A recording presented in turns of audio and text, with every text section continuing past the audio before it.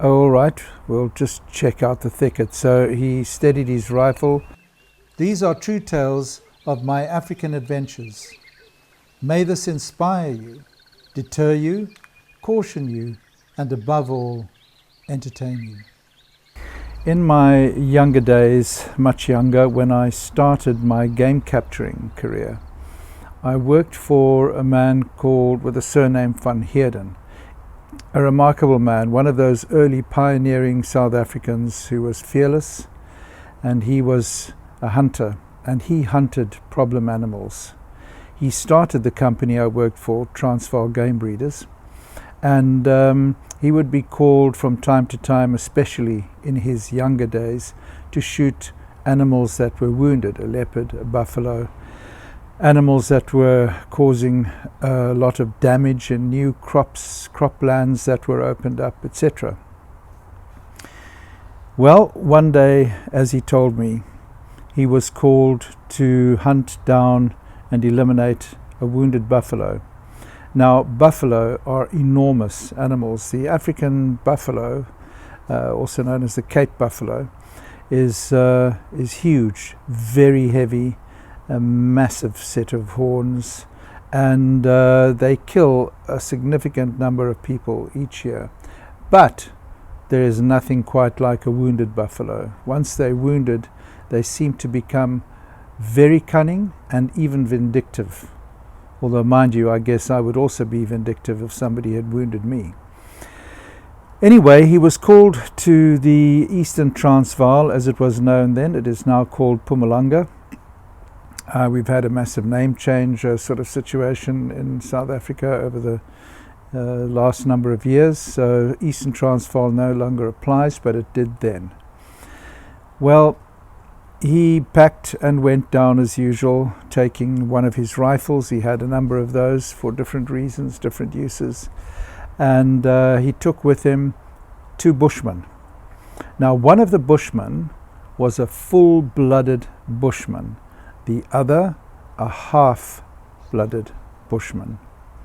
I make that distinction advisedly because it is material to the tale. He arrived on the farm and he was taken to the spot where the buffalo had been wounded, and immediately the Bushman picked up the trail. He was also good at tracking himself, but let me tell you, talk about supernatural, they have a tracking ability which is supernatural. Anyway, off they went, and with Van Heerden behind them. They followed the blood and the spoor tracks through the thick bush, and suddenly one of the Bushmen, the full-blooded Bushman, stopped. He pointed to a mass thicket on the right and said, "The buffalo is there." Well, Van Heerden said, "How do you know? Can you see spoor or blood?" The Bushman said, "No, but the buffalo is there." He said, "Well, how do you know he's there?" The Bushman said, "Because he is there." He turned to the half-blooded Bushman and said, "Where is the buffalo?" And he said, "The buffalo continues straight forward where we were going. There is blood and spoor." He says, "Is the buffalo in that thicket?" No answer. "Is the buffalo ahead?" "Yes," came the answer. It goes back to the full-blooded Bushman. "What makes you think that buffalo is there?" He says, "Because it is there." So Van Heerden, now a little frustrated, losing time, said, "Oh, all right, we'll just check out the thicket." So he steadied his rifle and he walked towards the thicket. Suddenly, the buffalo exploded out of the thicket and came straight at him. Now, a problem hunter is a special breed of person, because once that animal is on its final attack and coming at you at speed, you have one shot, usually one only, and if you miss, you're dead.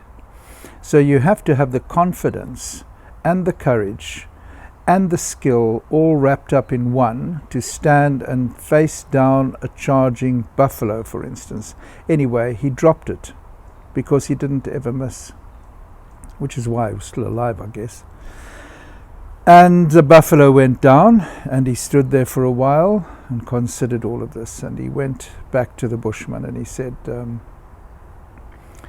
to the full-blooded Bushman, "How did you know the buffalo was there?" And he said, "I knew." Then he said to the half-blooded Bushman, "Why did you know the buffalo?